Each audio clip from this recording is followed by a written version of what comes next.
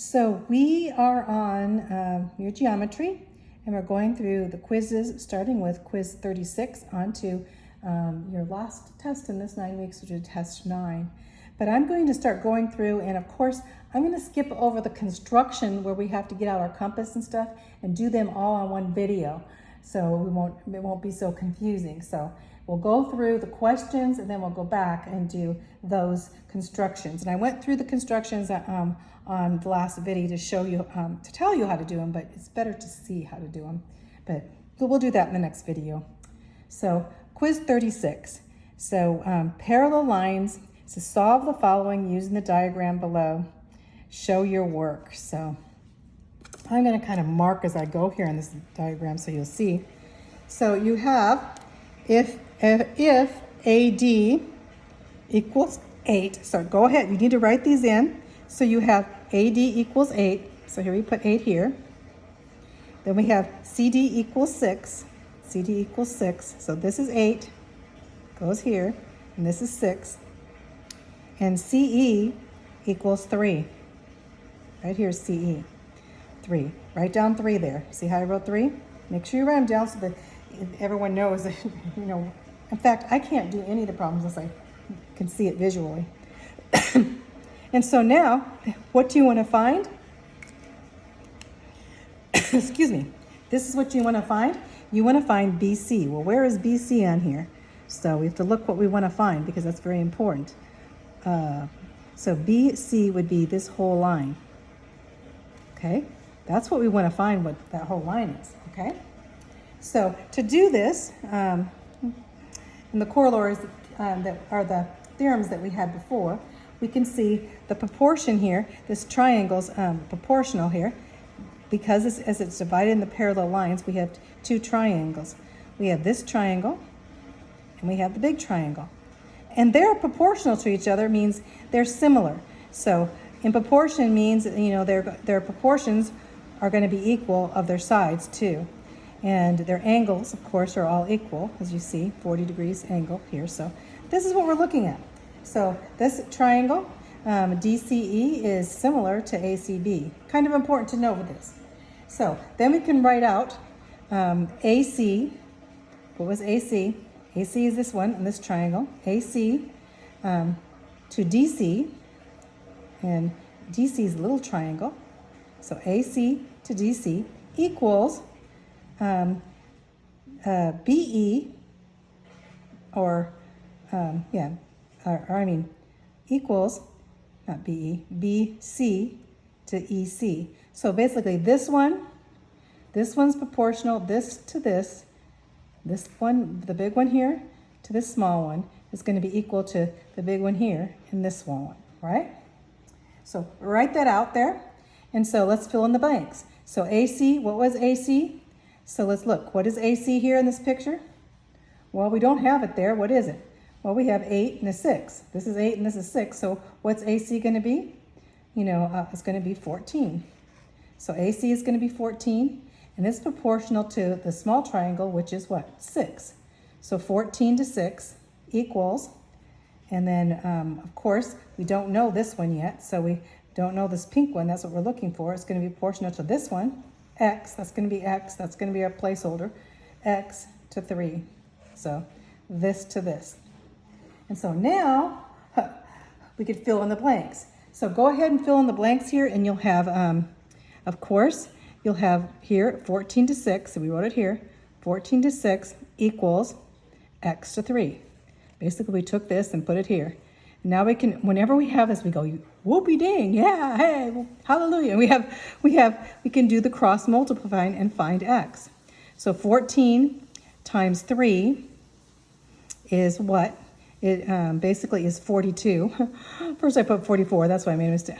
My mistakes are all in the simplest of forms, but 14 times 3 is going to be 42 times, and then you're going to do the other side equals 6x. So 42 equals 6x. So we're going to divide 40 to find x now. All we have to do is divide 42 by 6, and we have x equals 7. So this whole thing, x equals 7. So your answer is going to be 7. Okay? See how I did? Basically, the big triangle to the small triangle. The big triangle to the small triangle is proportional. And that way we can find what this is, the pink is there, okay? So let's go on to the next one here.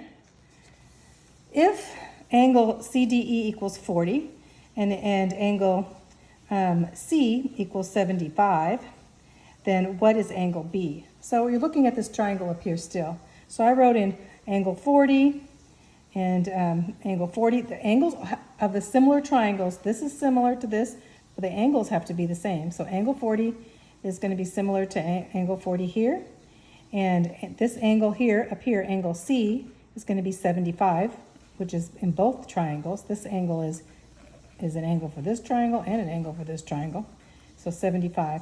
So they need to find, we want to know what this angle is going to be. So we know this from our past. We know that all three have to add up. What do all of the degrees, all the angles, degrees in a triangle add up to? Do you remember? 180, right? So all the angles in any triangle add up to 180 degrees. So we have 180 degrees. So now we know we have angle, we have angle 40 and 75. So we say 75 plus 40 equals 180.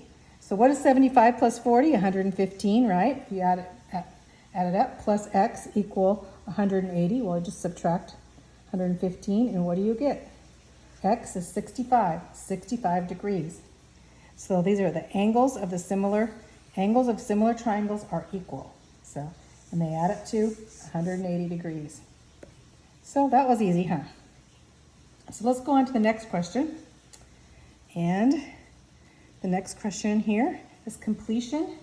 Write the words in the blank at the left that best describes the statements. So the perimeter of a square that has a diagonal of 24 inches is what? You know, so, okay, this one actually, though it looks easy, you know, it's kind of complex, you know. So you have a square and, you know, of course you go ahead and draw your square in. I'm sorry, I'm not drawing it very good, but here's your square, right? All the sides are equal, so we have side, side, side, side. And so we have the four sides. But now, of course, we're dealing with triangles, so you can basically cut that into two triangles, right? So now we know, we can use the Pythagorean theorem. And what is the Pythagorean theorem? A squared plus b squared equals c squared, right? And so now we know we have s squared, because all the sides are s. So s squared plus s squared is going to be 24 squared. So that's how I did this. Now you can do it the way you want, but this is the easiest way to do it with the Pythagorean theorem. So I used the Pythagorean theorem. Here's what I used. Write that out.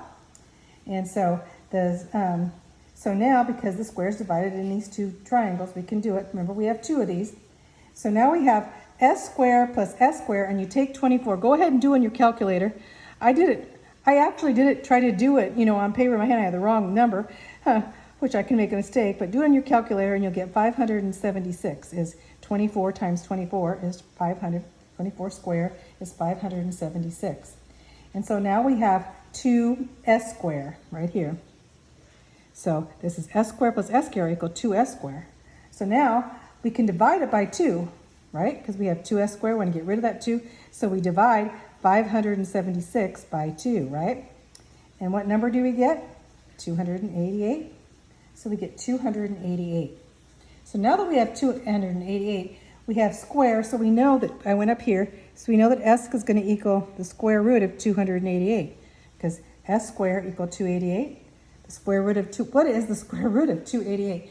This goes back to your algebra. This is going to make it complicated for you, because you have to take 288 and find the factors that are square. Remember that? And so basically I divided it out first by, I know 4 times 4 is 16. How many times did 16 go in there? So 16 times 18 actually equal 288. So I basically said the square root of 16 times 18 you know, and 18, you can take the 9 out of 18 because 9 is a square root. So you say 16 times 9 times 2. So I factor those. So we have the square root of 16 times 9 times 2.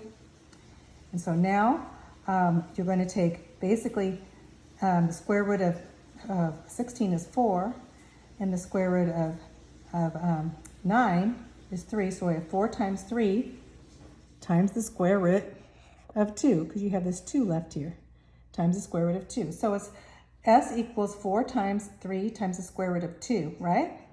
And so if you do this, basically you're going to, as you look in this, you're going to see, basically it's going to, you know, just make sure that you know that these two are two different problems here. I'm going to put this here. If you take that,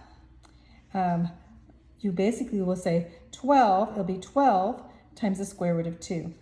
So, so now we know S, one side, is going to be 12 times the square root of 2, right? So let's see. What did I do with my pen here? So anyway, so it's going to be up here, 12, oh here it is. S equals 12 times the square root of 2, but that's only one side. So you want to know the perimeter, which is all 4 sides. So you have to times that by 4. So 12 times the square root of 4 times 2 equals what? What's 12 times 4? Is 48. So your answer is right here.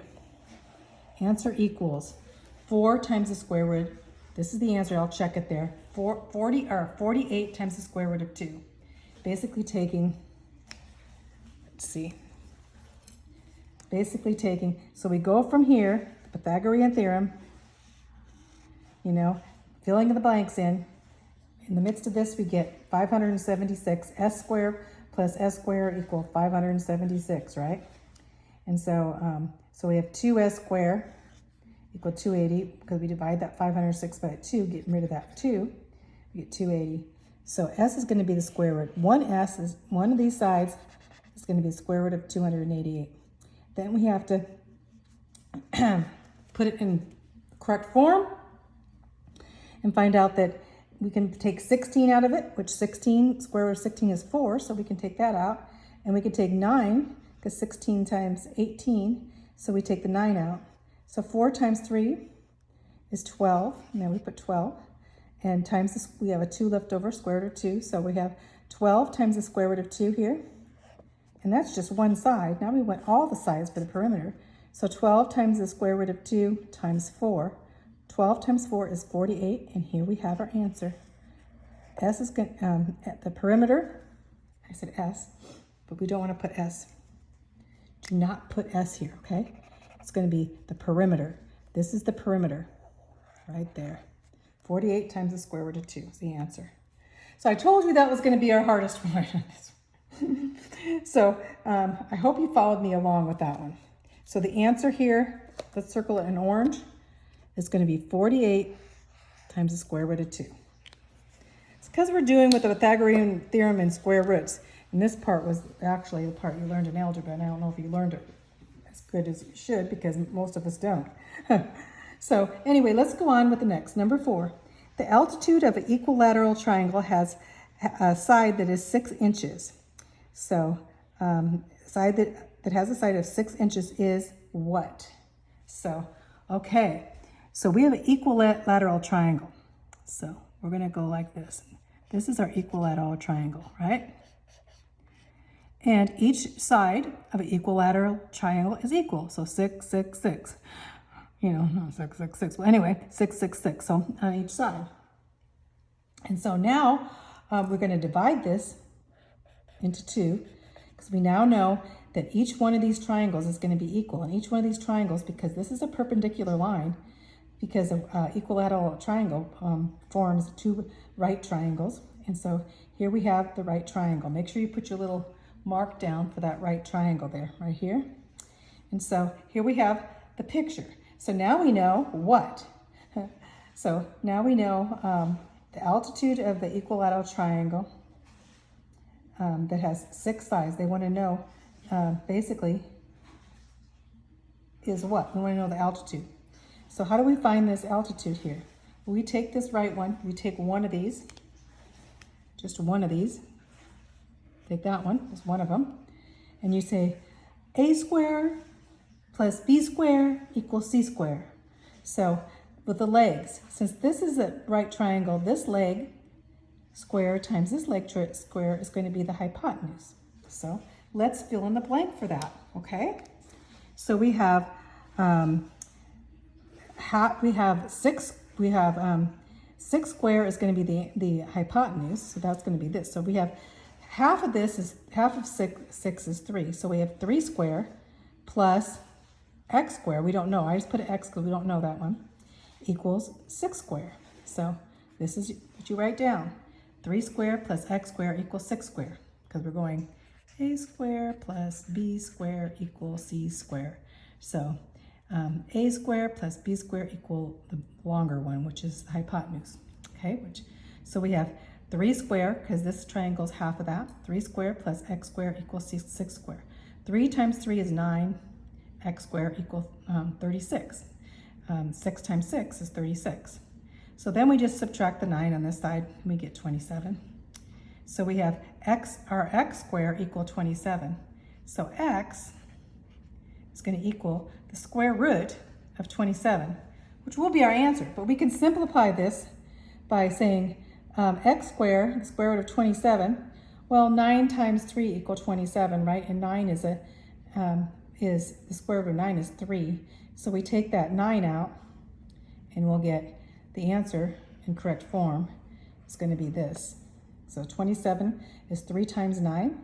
So we're going to take that 3 out, which is 9. This would be 9 times 3 in here. So 9 is the square root of 9 is 3. Here's 3.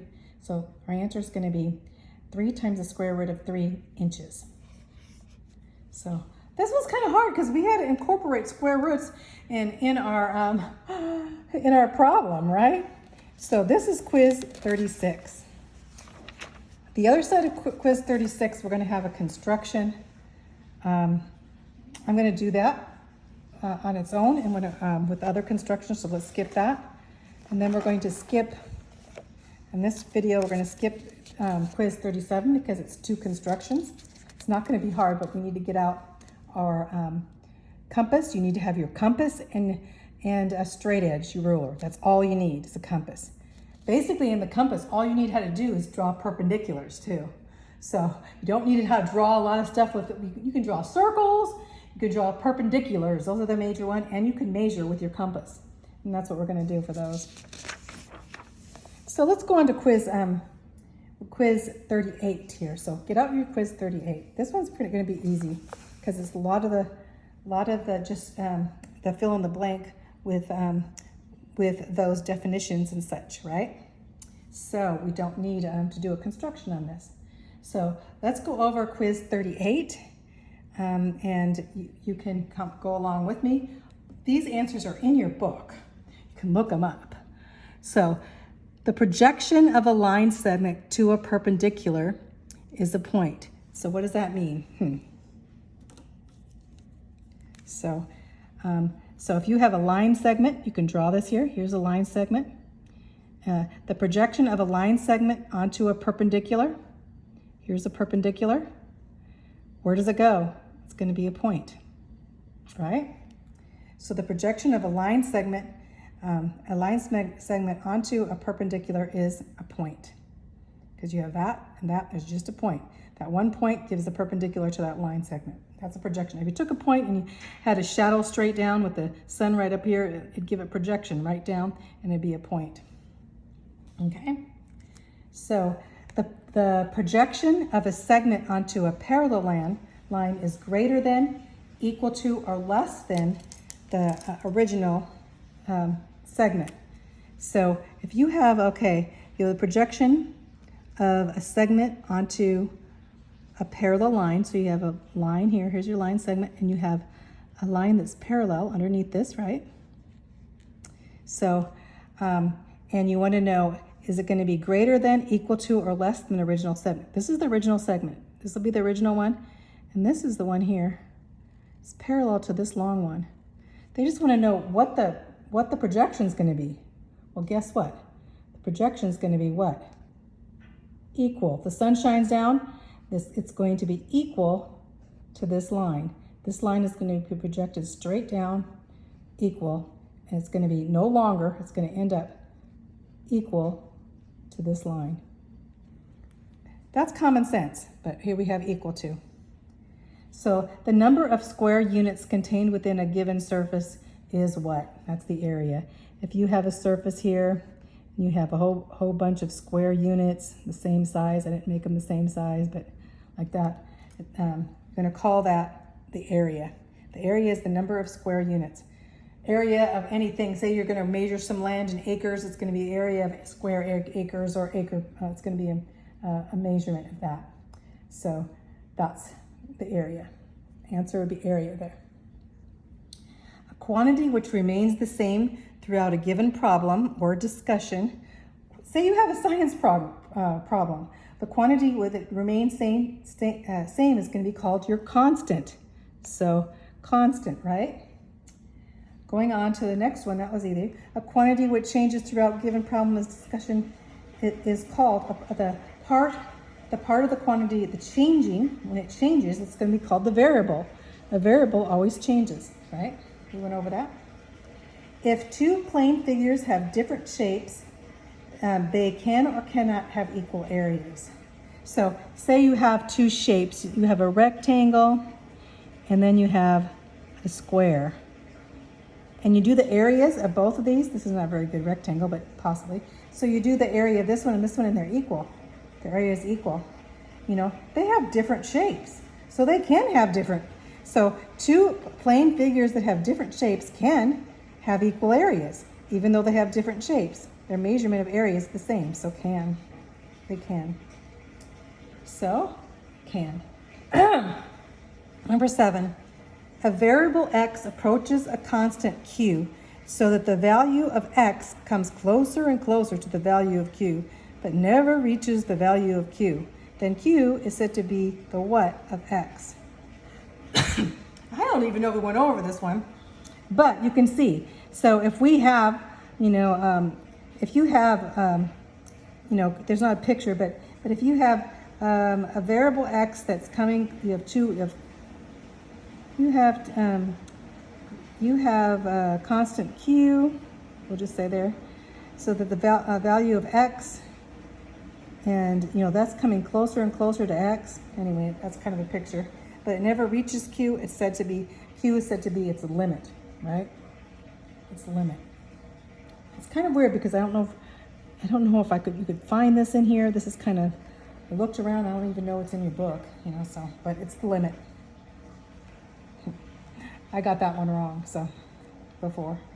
Okay, number 8. In a right triangle here, ABCD above, the projection side of AB upon side AC is greater, less, or equal to. Well, what did we do up here? So here the projection, you have, basically, you are going to have, in a right triangle, the projection side of AB. So you're going to want AB here, right? This is what we're looking at. And it's going to come down on here straight away. And it's going to be equal as you bring it down here. The projection in itself is going to be equal. So like we did up here, equal to, this one's going to be equal to too. I put a circle there because I was questioning it because of the triangle, but this is the projection right here. And so as the projection comes down, the projection in itself is going to be equal to that. Anyway, this one is a hard one too. This one's a hard one, and this one was a hard one because we didn't have it in our book. So let's go on to here. In your diagram below, draw the required projection, label it, and describe the projection using your labels in the blank. I use the labels as point F, so here we have the projection of C. So here's C, right? The projection is going to come down. Just put a couple dots down here. It's always going to be perpendicular, so draw your little square, meaning it's perpendicular. There we did it, right? So, of course, it's C there.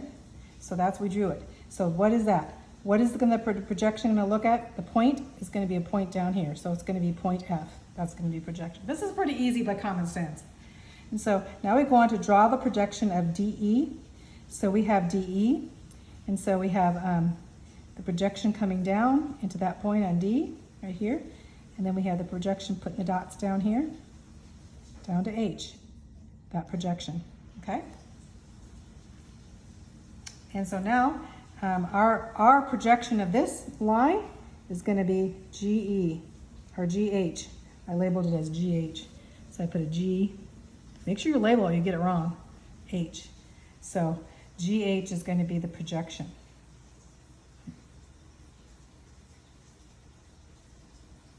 That's why I get a little mixed up on this one.